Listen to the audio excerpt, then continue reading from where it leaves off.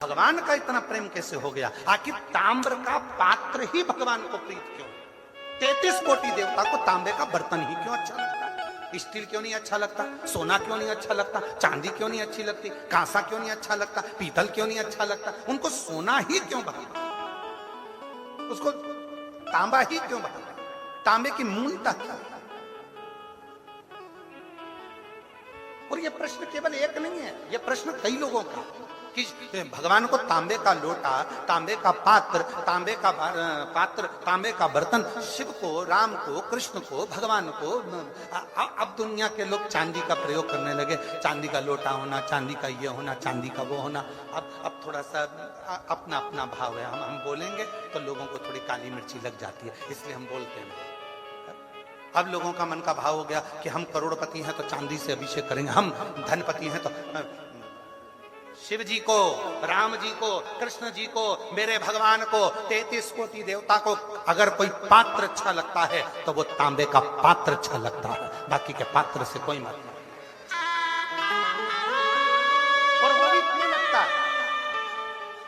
किस लिए लगता है? उस तांबे के पात्र में ऐसी क्या प्रीत है?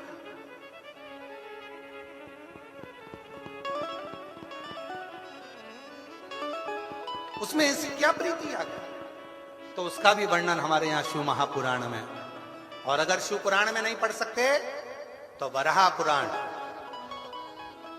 और वराह पुराण गीता प्रेस गोरखपुर की लेकर आना, और वराह पुराण में उसका अध्ययन करिएगा, वराह पुराण में उसको पढ़िएगा। पृष्ठ संख्या 227, अध्याय 129, वराह पुराण आप उसमें पढ़िएगा, एक चरित्र मिलेगा बड़ा सुंदर। शिव क्या एक भक्त है, पर हे असुर, राक्षस है, असुर है, असुर प्रवृत्ति है उसकी, और नाम है उसका गुड़ाकेश। उसका नाम है गुड़ाकेश, और वो गुड़ाकेश वराह पुराण कहती है वो गुड़ाकेश असुर है, बहुत उपद्रव मचाता है, बहुत उत्पात मचाता है, बहुत उत्पात।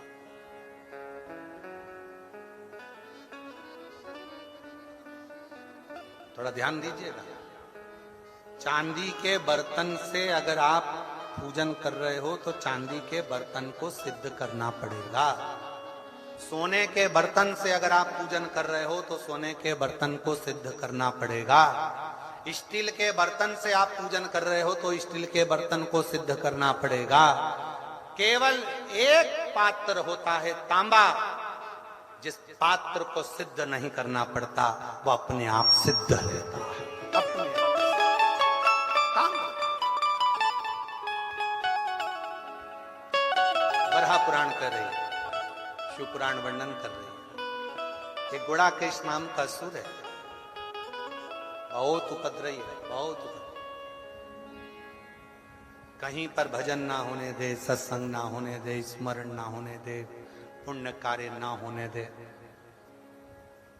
एक पथिक को वो गुड़ाकेश असुर त्राण दे रहा है।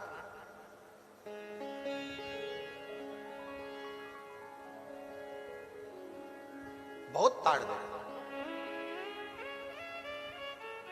अब वो गुड़ाकेश असुर जब बार बार तार दे रहा था तो वहीं से उसी समय पर नंदी का निकलना हुआ, नंदी का आगमन, नंदी का। और नंदी निकल कर जा रहे थे, उन्होंने देखा कि कोई असुर एक पथिक को कष्ट दे रहा है, कोई असुर पथिक को कष्ट दे रहा है। नंदी रुक गए, और नंदी ने रुक कर कहा, भाई तुम कौन हो? वो असुर हंसा, हंसकर कहा कि मैं गुड़ाकेश असुर हूं, जाओ यहां से, नहीं तो तुम्हें भी त्राण देना प्रारंभ कर दूंगा, कष्ट देना प्रारंभ कर दूंगा। नंदी थोड़ा मुस्कुराए और कहा, ए भाई तो इनको क्यों कष्ट दे? इस पथिक ने क्या दिया? क्या दिया?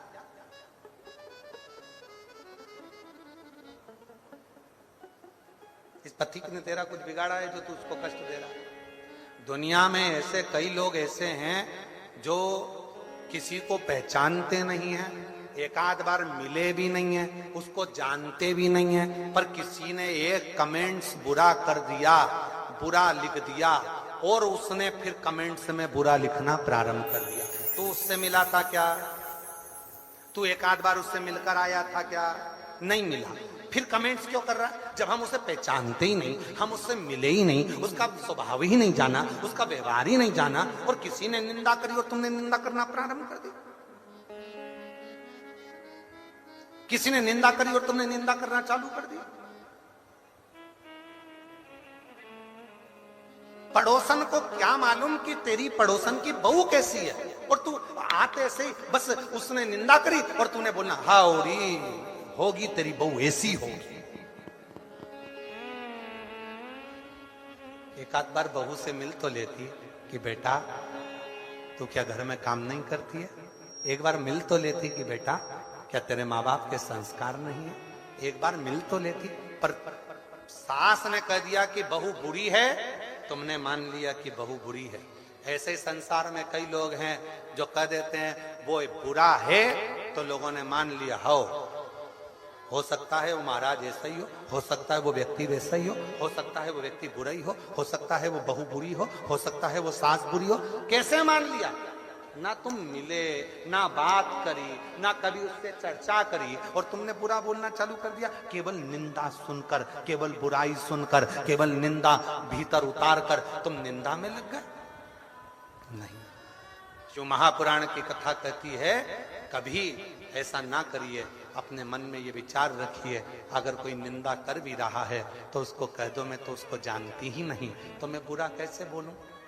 मैंने उसको पहचानती नहीं तो मैं कैसे अनुसरण बोल दूं? मैं कैसे गलत बोल दूं? मैं तो मिला ही नहीं उससे, तो मैं कैसे बोलूं उसको?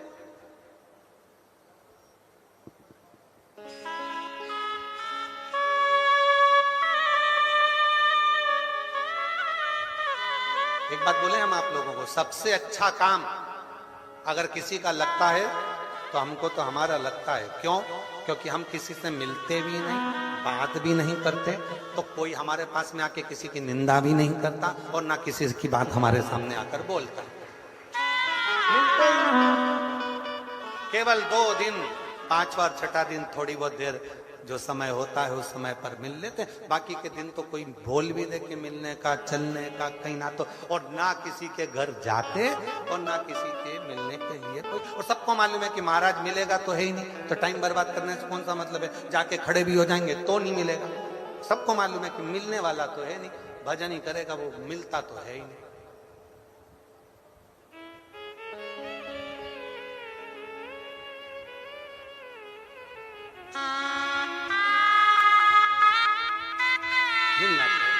अभी हम बोलेंगे तो आप लोग कहोगे कि गुरुजी ऐसा बोलते थे। अभी सूरत में कथा थी, सूरत को डायमंड नगरी कहते हैं, हीरे के डायमंड।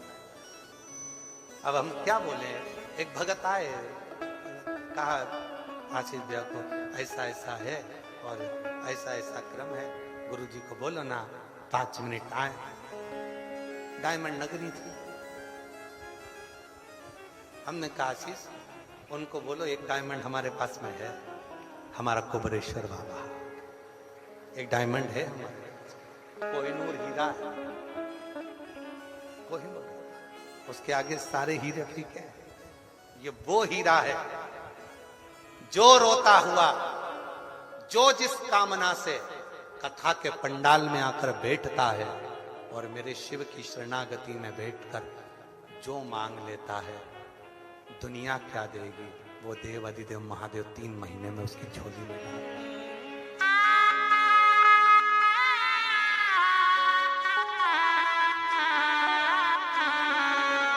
जो दिल से मांगोगे वो दिल से दे देगा, जो दिल से मांगोगे वो दिल से दे देगा। मेरा भोला भंडारी है, मेरा भोला भंडारी है, खाली झोली भर देगा। मेरा भोला भंडारी है, खाली झोली भर देगा। नंदी ने जब देखा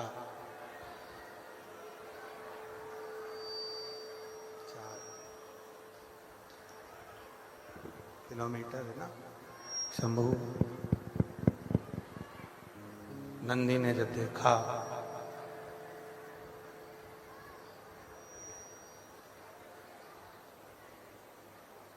और नंदी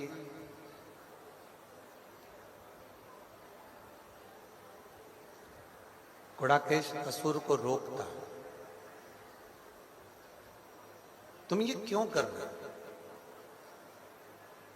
किस लिए कर रहे हो, ये ठीक नहीं है।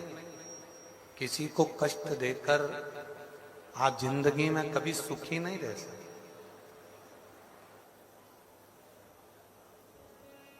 नंदी ने कहा, गुड़ाकेश असुर को नंदी समझा रहे हैं।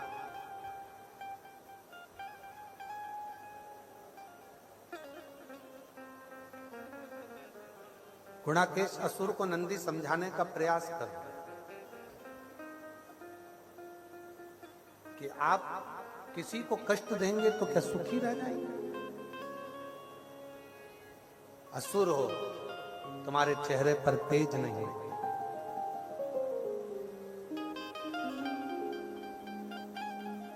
यदि शरीर में तेज बढ़ता है तो कुछ अच्छा करने से, कुछ सत्कर्म करने से, कुछ श्रेष्ठ करने से शरीर में तेज बढ़े। सूर्य की लालिमा जैसी शरीर में चमक चाहते हो तो कुछ अच्छा कर्म करो, श्रेष्ठ कर्म करो। और जब व्यक्ति अच्छा कर्म करेगा तो उसका चेहरा, हम फिर निवेदन करेंगे, क्रीम की चमक कुछ महीनों की रहती है। ब्यूटी पार्लर की चमक कुछ घंटों की रहती है। और अच्छे कर्म की चमक मरते दम तक रहती है। अंत घड़ी तक, अंतिम समय तक चमक बरकरार रहती है। इसलिए फिर निवेदन करें, हिम्मत बुरे कर्म कर बंदे वरना पछताएगा। भगवान की आंखों से तू बच नहीं पाएगा, तू बच नहीं पाएगा। हरि ओ अज्ञानी मत करना दानी। कर्म करिए, और जितने अच्छे कर्म आप जिंदगी में करेंगे उतने आपके जीवन में वो तेज, वो चमक बनती चली जाएगी। अच्छे कर्म से। कथा चल रही है कि तांबा का बर्तन, तांबे का लोटा भगवान को क्यों प्रिय, तांबे का पात्र भगवान को क्यों प्रिय। कथा चल रही। तो गुड़ाकेश, तुम सूर्य की लालिमा जैसी लालिमा यदि चाहते हो, तेज चाहते हो, तो शिव की साधना करो, शंकर भगवान की उपासना। और गुणाकेश ने ये विचार कर लिया कि अब मैं अगर करूंगा तो शिव की साधना ही करूंगा। मैं शंकर भगवान की साधना करूंगा, मैं शिव की साधना करूंगा, मैं शंकर भगवान का भजन करूंगा। शिव साधना है। गुणाकेश भगवान शंकर की साधना में लग गया और शिव नाम का जप गुड़ाकेश करने से भगवान शंकर की साधना करने लगा, शंकर भगवान का भजन कीर्तन स्मरण करने लगा। गुड़ाकेश शिव कथा कह रही है।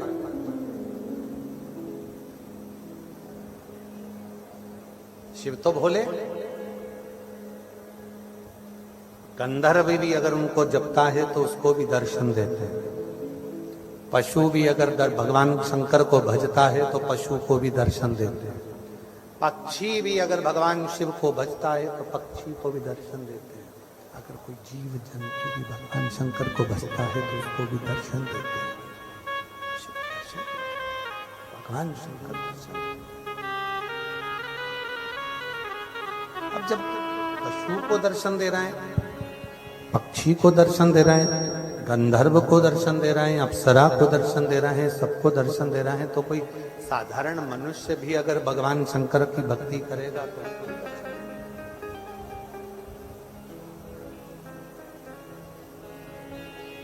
तुम यदि उसको भज रहे हो, तुम यदि उसकी साधना कर रहे हो, तुम उसकी उपासना कर रहे हो, शंभो शंभो, तुम जब उसकी साधना कर रहे हो, आराधना कर रहे हो, उपासना कर रहे हो, तो वो दर्शन जरूर शिव दर्शन। गुणाकेश के सामने भगवान शंकर एक छोटे से ग्वाले का रूप रख कर आए। ये स्पीकर चल रहा है क्या भैया? देखना जरा, कान लगा के सुनो जरा इन स्पीकरों का। गुणाकेश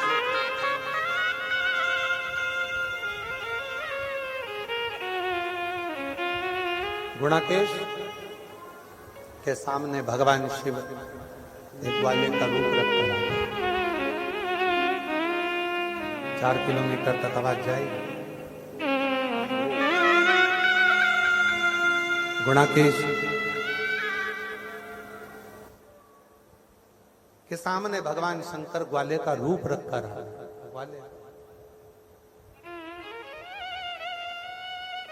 और जब ग्वाले का रूप रखकर आए, थोड़ी देर तक गुणाकेश को भगवान शिव देखते रहे। भगवान शंकर गुणाकेश को देखते देखते थोड़ी देर बाद गुणाकेश के सामने शिव जी ने जो ग्वाले का रूप रखकर आए थे, आवाज हर हर जैसे ही आवाज लगाई, गुणाकेश नेत्र खोला,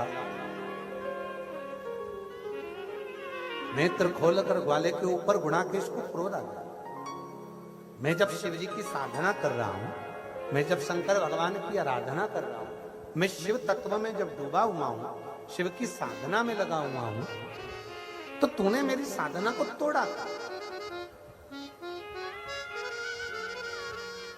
तू मेरी साधना को क्यों तोड़ा? तू मेरी उपासना को क्यों तोड़ा?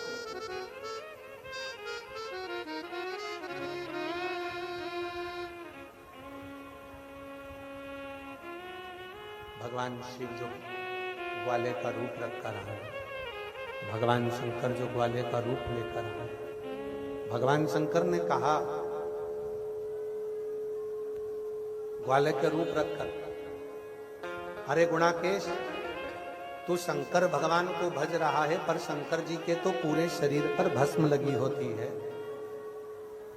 उनका पूरा शरीर भस्म से भरा हुआ होता है। उनकी सुंदरता कितनी है ये किसी ने नहीं देखी। हाँ, यदि सुंदरता देखी, ये कई संसार के ऐसे लोग हैं जिनके भीतर का एक प्रश्न है, भीतर का प्रश्न।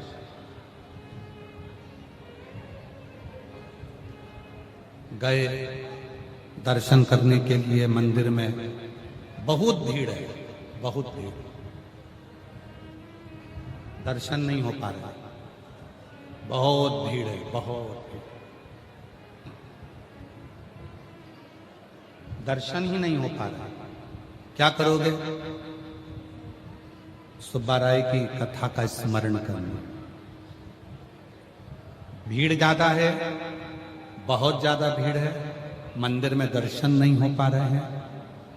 मंदिर के शिखर का दर्शन कर कर अपने हृदय को शिवालय बना लेना और शंकर को हृदय में बिठाकर ये सोचना कि इसी मंदिर में, उस मंदिर को मैंने अपने हृदय में बना लिया है और उसी में मेरा शंकर बैठा है और उसी को मैं जल चढ़ा रहा हूँ, उसी की साधना कर रहा हूँ, उसी की पूजन कर रहा हूँ, उसी की अर्चना कर रहा हूँ। हृदय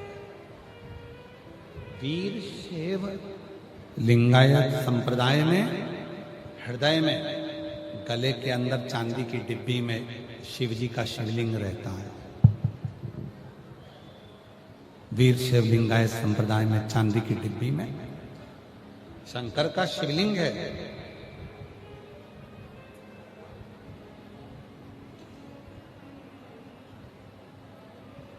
एक भक्त ने पूछा अपने गुरु से,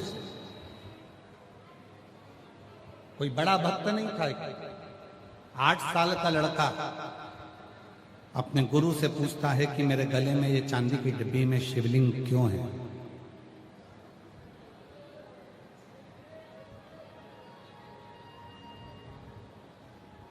वीर शैवलिंगायत संप्रदाय का एक बच्चा अपने गुरु से पूछता है कि इस चांदी की डिब्बी में मेरे गले में ये शंकर का शिवलिंग क्यों है? तो गुरु कहते हैं कि ये डब्बी में, चांदी की डब्बी में शिवलिंग नहीं, ये तेरा जो शरीर है ये शिव का मंदिर है, और ये हृदय में जो शिवलिंग रखा है ये शंकर के मंदिर में शिवलिंग स्थापित कर रहा है। ये चलता फिरता मंदिर है।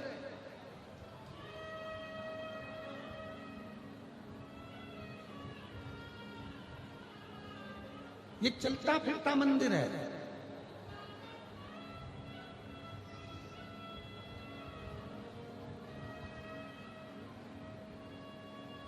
धन्य आप सब लोग जिनके घर के पास में 1 लोटा जल चढ़ाने वाली कोई माता रहती है। धन्य हैं आप सब लोग जिनके घर के पास में कोई शंकर जी के मंदिर जाने वाला बच्चा रहता है। धन्य हैं आप सब लोग जिनके घर के पास में कोई मस्तक पर त्रिपुंड लगाने वाली कोई बहन, कोई भाई, कोई परिवार रहता है, जिसका रोज दर्शन तुम करते हो तो तुम्हें कैलाश का वास होता है।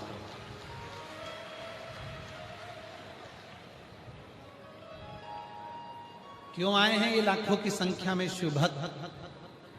आज कथा का 6ठा दिवस है। लाखों की संख्या में शिव भक्त आने का कारण क्या है? उनका आने का एक ही कारण है, इतने शिव भक्त आएंगे, उन शिव भक्तों के मुख का भी यदि हमें दर्शन हो गया। कौन से मुख का? जिस मुख से वो श्री शिवाय नमस्तुभ्यम कहते हैं। शिव महापुराण की विद्येश्वर संहिता में, गीता प्रेस गोरखपुर की शिव पुराण लेकर आओ, उसकी विद्येश्वर संहिता पढ़ो। उस विद्येश्वर संहिता में लिखा है, श्री शिवाय नमस्तुभ्यम बोलने वाले के मुख का मात्र दर्शन कर लीजिए, हजारों अश्वमेध यज्ञ का पुण्य मिल जाता है, हमारे पाप समाप्त हो जाते हैं। हमारे पाप समाप्त हो जाते, केवल मुख का दर्शन करने का।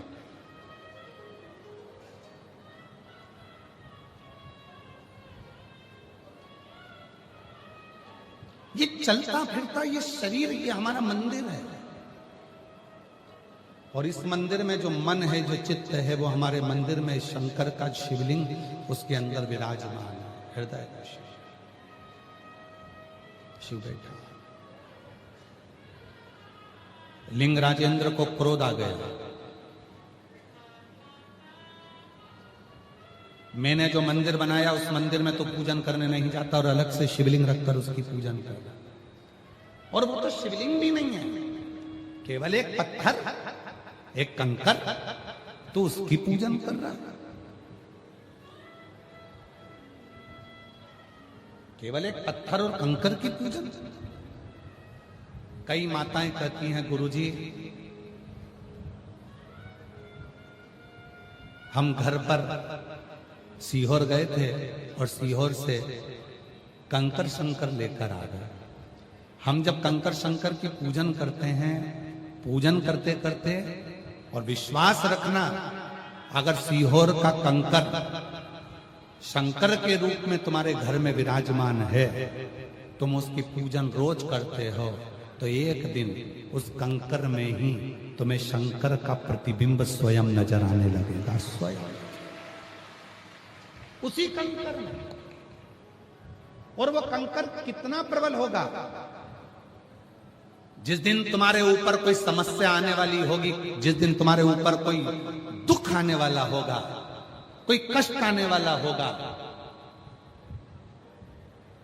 कोई तकलीफ आने वाली होगी, कोई कष्ट तुम्हारे सम्मुख में आने वाला होगा, 2 चीज में याद रखना, 2 चीज में सीहोर का कंकर टुकड़े टुकड़े हो जाता है। 2 चीज में, एक टुकड़े टुकड़े होता है सीहोर का कंकर।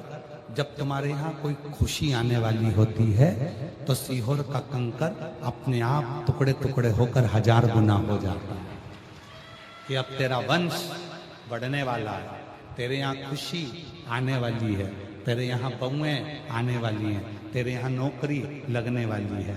समझ लेना अपने आप कंकर के टुकड़े हो गए, समझ लेना कि कहीं ना कहीं विस्तार हो। और दूसरा, जल डाला, जल सूख गया, फिर जल डाला, फिर सूख गया और कंकर के आखिरी में टुकड़े हो गए। समझ लेना कि कोई दुख आने वाला था, मेरे शंकर ने अपने ऊपर झेल लिया है, शिव ने उसको उतार दिया। शिव ने और मेरे भोले तेरा सहारा है, मेरे भोले तेरा सहारा है, मेरी नैया का तू किनारा है, मेरी नैया का तू मेरे बाबा तुझे पुकारा है, मेरे बाबा तुझे पुकारा है, मेरी नैया का तू किनारा है। सुब्बा राय ने भगवान शंकर को हृदय में बिठा रखा। एक पत्थर की, एक पाषाण की, एक कंकर की पूजन करता था। पत्थर रखा था, उसका पूजन कर रहा, पत्थर का पूजन। जब इतना बड़ा मंदिर बनाया तो उसकी पूजन करना चाहिए, पर तू तो पत्थर की पूजन कर रहा, पत्थर की पूजन। गुस्सा आया, लिंग राजेंद्र को क्रोध आ गया और लिंग राजेंद्र को क्रोध आया। 3 दिन देता हूं तेरे को, जिस पत्थर की तू पूजन करता है उस पत्थर में से शिव को प्रकट कर दे।